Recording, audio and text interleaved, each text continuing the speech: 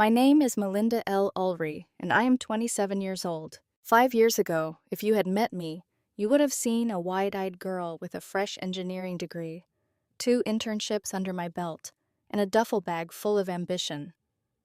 I was the first in my family to graduate college. My parents were proud, or at least they used to say they were. My younger sister Tessa was still in high school back then, already coasting on charm and excuses. She skipped classes, but somehow made it the teacher's fault. She crashed her first car and blamed the slippery road, even though the sun had been out for 3 days straight. I didn't mind. I told myself she was just going through a phase. I was the older one, the responsible one, the fixer. My first job paid $68,000. After taxes and rent for my studio apartment, if you could call that glorified closet an apartment, I still sent home $500 every month.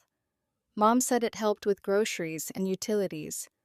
Dad said not to worry about it, but I knew they needed it, so I kept sending it. When the pandemic hit, things got worse back home.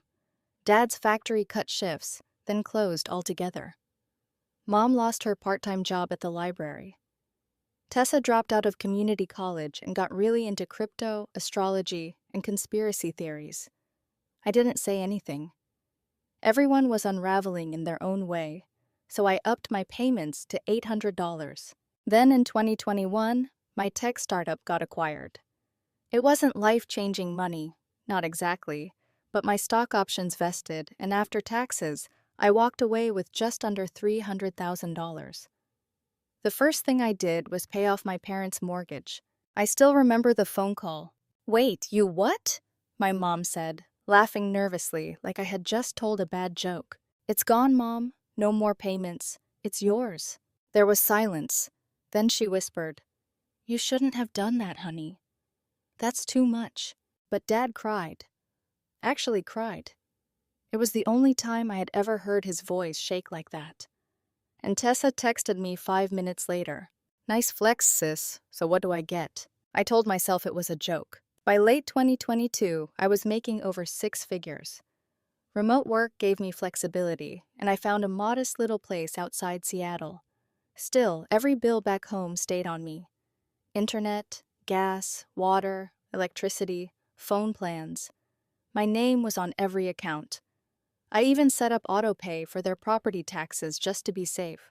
You would think that kind of support would come with appreciation, or at least neutrality. But what I didn't understand was that when people come to expect your help, it stops being a gift and becomes a duty.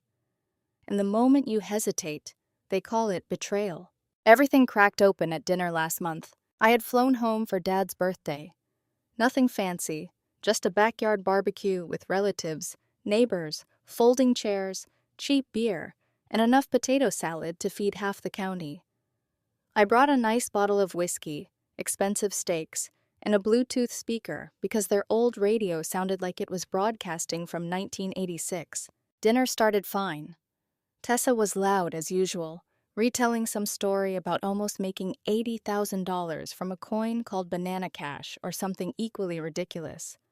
She wore sunglasses even though the sun had gone down, and she kept checking her phone like someone important was waiting for her. Mom laughed at every joke Tessa made, even the ones that barely qualified as sentences. Halfway through the meal, my aunt made a comment about how lucky my parents were to have such a generous daughter. I smiled, assuming she meant me. Then Mom said it. Sharp, casual, and loud enough that 3 conversations stopped at once. "Well, Tessa has actually done more for this family than Melinda ever could." At first, I thought I misheard. I blinked like my brain needed time to reload. "What?" I asked lightly, with that forced laugh people use when they are giving someone a chance to take something back. Mom didn't flinch. "I mean, yes, Melinda sends money and all, but Tessa is here. She keeps us company, runs errands, helps with the yard. That matters more, you know. You?"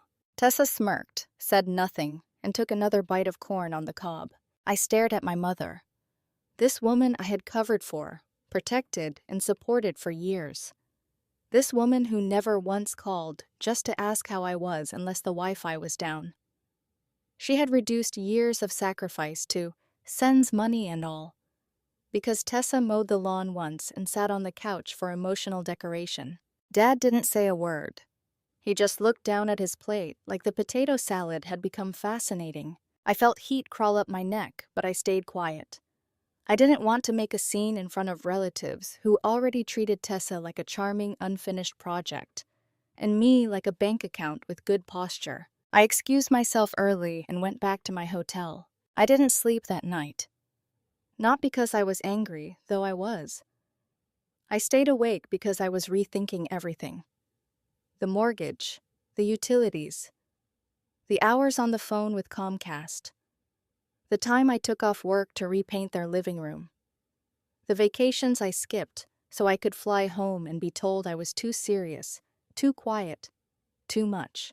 And now, apparently, Tessa had done more than I ever could. At 2:17 a.m., I opened my laptop and checked the deed. It was still in my name. I had put it there when I paid off the mortgage, thinking it would be safer that way, just in case. Back then, I thought just in case meant medical emergencies, paperwork problems, or taxes. I never imagined it would mean surviving my own family. The next morning, I smiled through breakfast like nothing had happened. Tessa made a joke about me being sensitive and said something about crying in Bitcoin. Mom chuckled.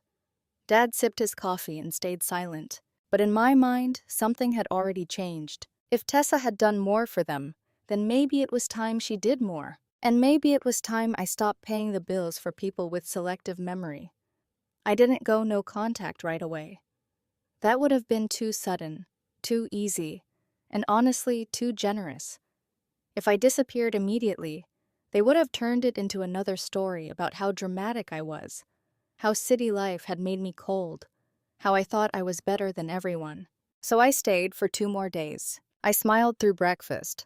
I helped clean out the garage. I picked up coffee for Mom and brought Dad a new pair of thermal gloves for winter. When Tessa bragged about a new business opportunity, which turned out to be a $900 drop shipping course with a woman on TikTok promising financial goddess energy, I nodded politely and asked questions like, I cared. But every little thing started adding up. Mom suddenly had endless chores whenever I was nearby. Melinda, honey, can you help me clean out the attic? My back is acting up. Never Tessa. Not even when Tessa was sitting 3 feet away scrolling through her phone. Dad started echoing Mom's little cuts. You're lucky you're good with money, Melinda, because you sure don't talk much. Like being quiet made me defective. Like paying for the roof over his head was less meaningful because I didn't perform enough personality while doing it.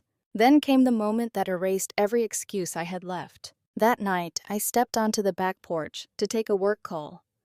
On my way back in, I passed the kitchen window, cracked open just enough for voices to leak out. Mom and Tessa were inside. She acts like she's the only one who works, Mom said. Just because she sends money doesn't mean she gets to act better than us. Tessa laughed.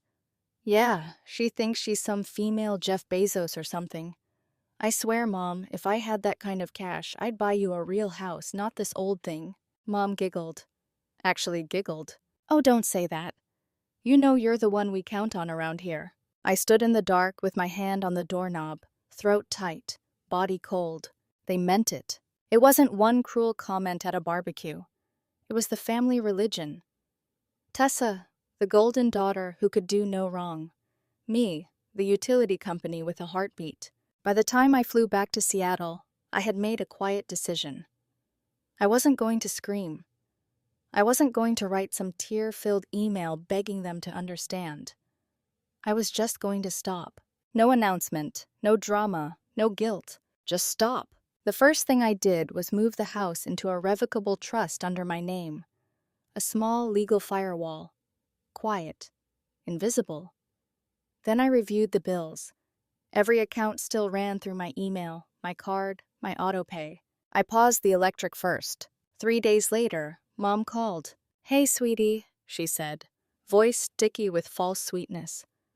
The lights flickered last night, and this morning the oven wouldn't turn on. Did the power company mess something up again? Weird, I said. Maybe you should call them. There was a pause. Well, can you take care of it? Your father was trying to watch the game and the TV shut off. Maybe Tessa can help, I said. Silence. That was the first crack. Over the next few weeks, I peeled back support piece by piece. Gas, internet, water. Each time I acted busy or confused. Sorry, work is slammed. I thought that one was still active. Maybe call the company directly. Tessa did exactly nothing. When the Wi-Fi went out, she drove to Starbucks and posted a selfie with the caption, "Hard work never stops." When the water bill came due, she told Mom Mercury retrograde was probably messing with financial energy. The worst part was that nobody said thank you. Not once. They were not grateful for what I had done. They were angry the machine had stopped working. Then Aunt Denise called me one Saturday night. "Melinda," she said carefully, "is everything okay with you and your parents?" "What do you mean?" She sighed. "Your mom came by earlier. She said you cut them off completely, said she had to dip into savings to pay the water bill. Then she said you were trying to control them by holding the house over their heads." I laughed, short and sharp. Control them? I paid off their mortgage. I covered everything for 5 years. "I know, sweetheart." I told her that. "Did she mention Tessa?" Denise hesitated. "She said Tessa is doing everything she can to keep them afloat." I had to press my hand flat against the table to keep from throwing my phone. After we hung up, I sat in my apartment staring at the wall. The betrayal wasn't just the bills or the lack of appreciation. It was the rewriting. The way they were turning me into the villain and Tessa into the hero. Then Tessa started posting vague quotes online. When someone only gives to feel powerful, they were never generous in the first place. Fake love always comes with strings. A mutual friend sent me screenshots. I didn't feel angry at first. I felt sick. Because she wasn't just lying about me. She was auditioning for sympathy with a story I had paid for. 3 weeks later, cold. Her voice was cold this time. "Melinda, your father and I talked, and we'd appreciate it if you transferred the deed to us fully. It just makes things cleaner legally." I almost dropped the phone. "You want me to give you the house?" "It's our house," she snapped. "You paid it off for us, but now it's in your name, and that doesn't feel right." "Doesn't feel right," I repeated. "Tessa agrees," Mom added, like that would make me fold. "She said if you really cared about us, you wouldn't make us feel like guests in our own home." There it was. The real demand beneath all the guilt. Not love, not fairness. Ownership. I went quiet for a long moment. Then I said, "I'll think about what you said." I hung up, opened every account connected to that house, and stared at the property file until my eyes burned. Because that was the moment favoritism became something else. It became theft with the family name attached to it. The first week after that call, I felt nothing. Not anger, not sadness, just blank. Like someone had reached into my chest and unplugged something essential. I still woke up at 6:30, still made my pour-over coffee, still logged into work like always, but I was moving through the day like a person pretending to be visible. Then one night, while lying on my couch in the dark, not watching a show I had left running for background noise, my phone lit up. Tessa had posted, "Nothing hurts like realizing your family only loved what you gave them."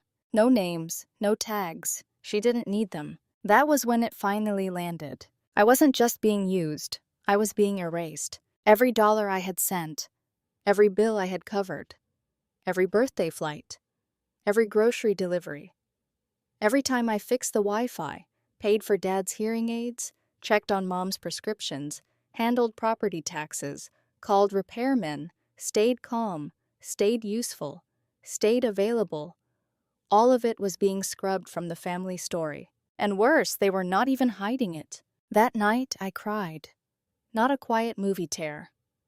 I ugly cried on the living room floor in an old hoodie, shoulders shaking, face hot, chest aching like something inside me had finally split open. I had not cried like that since college. The next morning, I called in sick for the first time in years. I told my manager it was a stomach thing. He was kind about it. I think he knew it wasn't. Then I opened a blank document and typed one sentence at the top. Things I've done for them that they'll never acknowledge. The list started small. Paid off their mortgage, covered utilities for 5 years, bought mom's prescription meds, flew home for every holiday, bought dad's hearing aids when insurance denied the claim, helped Tessa get out of a speeding ticket, drove mom to her biopsy appointment when Tessa said she was too overwhelmed to deal with hospitals. Before I knew it, the list was 3 pages long, single-spaced. I didn't write it for revenge. I wrote it so I would not forget. Because when people twist reality long enough, you start doubting your own memory. And I could not afford to lose mine. That list became my anchor. Every time guilt crept in, every time I wondered if maybe I was being cold, selfish, controlling, I read it again. Slowly, the static inside me began to clear. Around that time, my friend Olivia invited me to dinner. We had not talked much since the pandemic, but she was one of those rare friends who could disappear for months and still feel safe when she came back. She looked at me across the table and said, "You look hollow." I laughed because it was easier than crying. "That's because I am." She didn't push. She just sipped her wine and said, "Talk to me." So I did. I told her everything. The barbecue, mom's comment, Tessa smirking, the bills, the social media posts, the deed demand. I had not said it all out loud before, and once I started, it poured out of me like water breaking through a dam. Olivia listened without interrupting.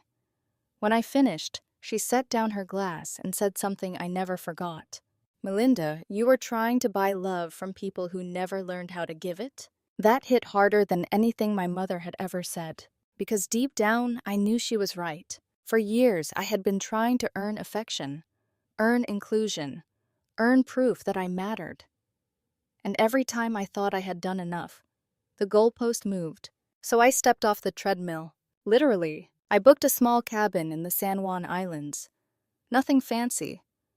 No reliable Wi-Fi, barely any reception. Just pine trees, cold air, gray water, and silence. For the first time in years, I was not checking due dates or calling pharmacies or wondering if Dad had remembered to change the furnace filter. I cooked slowly. I read. I walked until my legs hurt. I sat on the porch, wrapped in a blanket, and listened to rain hit the roof. And somewhere in that quiet, I realized I did not miss them. Not the real them. I missed the fantasy. The proud mother. The protective father. The little sister who would someday call and say, "You were always there for me." I see it now. But the real versions, the ones who took and twisted and laughed while I carried them, no. I did not miss them at all. When I returned to Seattle, I started rebuilding. I met with a financial advisor and made plans for me. Retirement. Travel. A real house someday, one that did not come with guilt stapled to the walls. I converted my second bedroom into an office and hobby space.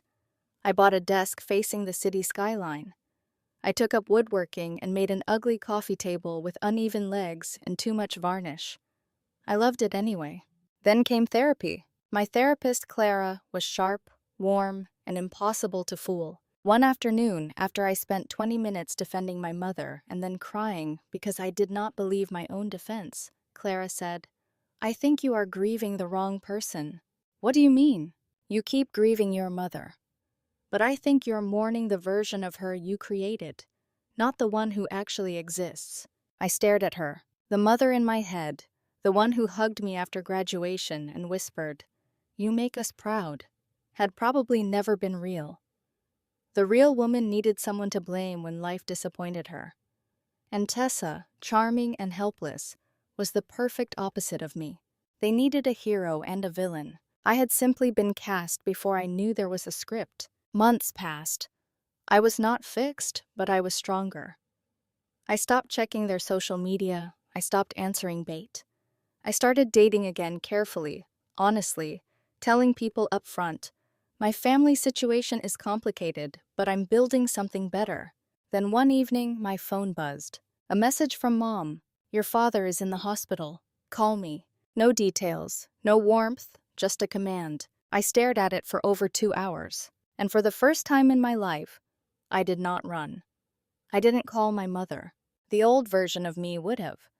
She would have grabbed her keys, booked the first flight, and started mentally calculating hospital bills before anyone even told her what was wrong. She would have been halfway to the airport before asking whether Dad was stable. But that version of me had been buried under years of unpaid gratitude. So I emailed, "Hey, I got your message. I'm sorry to hear Dad is in the hospital. Can you send me the details? Diagnosis, location, visiting hours, and who is with him. I'll reach out once I know more." No panic, no emotional bait, no automatic rescue. Mom didn't reply until the next day. He had chest pains. They kept him overnight for tests. Tessa is with him now. Tacoma General, room 432. Let me know if you're coming. There was a photo attached. Tessa stood beside Dad's hospital bed, grinning like she was at a brunch spot instead of a cardiac unit. Dad looked pale, eyes half open, tubes in his arm. Tessa had posted the same photo online with the caption, "Family first." I didn't go. Not that day, not the next. If they wanted Tessa to be the hero so badly, they could let her carry the cape for once. But I needed facts, not Facebook theater. So I called Tacoma General and asked to speak with the attending physician for room 432. I was still listed as Dad's emergency contact. Still had medical power of attorney, too. Another detail they had conveniently forgotten. The doctor was kind and professional. He had minor arrhythmia, most likely stress-induced. Nothing immediately life-threatening. We're monitoring him, but he's stable. Will he need long-term care? Not unless his condition worsens, but we are recommending lifestyle changes. I thanked her and hung up. Stable. Not dying. Not abandoned. Not whatever dramatic version Mom and Tessa were preparing for public consumption. Then Mom posted, "Prayers needed. It's been a scary few days, but we're staying strong. Thank you to our amazing daughter Tessa for staying by our side through all of this. She has been our rock." There it was again. No mention of me. No mention of the daughter who had paid the mortgage, utilities, taxes, prescriptions, hearing aids, and repairs. Just Tessa the rock. Tessa the loyal daughter. Tessa the rewritten ending. I might have let it sit there if the next email hadn't arrived. It came from Marisol, the attorney who had helped me move the house into the trust. Subject line: Notice of change request, property occupancy transfer. A local property attorney had contacted her asking whether I would consider signing over occupancy rights to the long-term residents, my parents, for stability and legal clarity. They were trying to squat in my house using polite legal language. Marisol added one note: "Let me know how you want to play this. We can shut it down today, or we can let them reveal more." I stared at the screen for a long time. Then I wrote back, "Don't shut it down yet. I want everything. Every email, every request, every scrap of paper. If they want to play games, I want the whole board." My next call was to Aunt Denise. She was the only person in the family who still seemed to understand right from wrong. And more importantly, the only one willing to say it out loud. We met at her kitchen table 2 days later. I told her everything. The deed demand, the social media posts, the legal request, the way Tessa and Mom were slowly deleting me from the family story. Denise wrapped both hands around her mug and shook her head. "I knew your mother was spiraling," she said. "But this is something else. She's rewriting everything," I said. "And Tessa is helping her." Denise looked at me sharply. "Then give them a new ending." That was when she told me about the family reunion, 2 months away, at my parents' house. Same backyard where Mom had publicly said Tessa had done more than I ever could. I hadn't been invited, of course. Denise forwarded me the details. For the next few weeks, I stacked dominoes quietly. I rerouted every bill and notice to my Seattle address. I moved all communications through my legal email. No more phone calls, no more text traps, only paper trails. Then I made the decision that changed everything. I was going to sell the house, not because I was cruel, not because I wanted them homeless, because I was done carrying a building they used as a weapon against me. They wanted ownership without gratitude, protection without respect, stability without honesty. So I listed it quietly. No sign in the yard, no online photos, just a pocket listing through a trusted real estate agent. Within weeks, a retired couple relocating from Oregon made a clean cash offer. Full asking price. They loved the house, the yard, even the outdated kitchen. We closed in less than 10 days. The trust owned the property, so my name stayed out of sight until I was ready. And I knew exactly when I wanted them to find out. Reunion day. I printed 20 copies of the notice to vacate and placed them in a manila folder. On top, I added the deed transfer with the closing date highlighted. Then I sat alone in my office, looking at that thin folder on my desk. It didn't look powerful, but neither had I, until I stopped paying to be loved. Reunion day arrived gray and heavy, like the sky knew it had been invited to a confrontation. I almost didn't go. I stood in my bedroom in Seattle wearing black slacks and a cream blouse, staring at myself in the mirror, wondering if this was strength or just a prettier version of pain. My hands were steady, but my stomach felt hollow. Not because I doubted the decision, because some part of me still remembered being 12 years old, setting the table while Mom hummed in the kitchen and Tessa chased fireflies in the yard. That version of the house had died long before I sold it. I was only delivering the paperwork. Aunt Denise met me 3 houses down from my parents' place. She looked nervous, but when she saw the folder in my hand, she nodded. "Everyone's there," she whispered. "Your mom has been telling people you abandoned them after your dad got sick." Of course she has. And Tessa is acting like Florence Nightingale with lip gloss. Despite everything, I almost laughed. We walked through the side yard together. The backyard was packed with folding tables, plastic chairs, cheap beer, and bowls of potato salad sweating under plastic wrap. It looked almost exactly like Dad's birthday barbecue, which made my chest tighten. Same fence, same grill. Same relatives half listening while someone louder claimed the center of the room. Tessa stood near the gazebo in oversized sunglasses, holding a red cup and telling a group of cousins about her new wellness brand. Mom hovered by the food table, wearing her public smile, the one that said everything was fine because everyone was watching. Then she saw me. Her face froze. Tessa turned, smirk already forming, but it faded when she noticed the folder in my hand. I stepped into the yard. "Hi," I said loudly enough for the conversations to thin. "I won't stay long, I'm just here to deliver something." Mom's jaw tightened. "This is a private family gathering." I looked around at the relatives who had heard every edited version of me for months. "Perfect," I said. "Then everyone who needs to hear this is already here." I walked to the center table, set the folder down, and opened it. The air shifted. Tessa took one step forward. "What are you doing, Melinda?" I pulled out the deed transfer and held it up. "This house has been sold." For 1 second, nobody moved. Then someone gasped. A fork hit a paper plate. Aunt Karen whispered, "What?"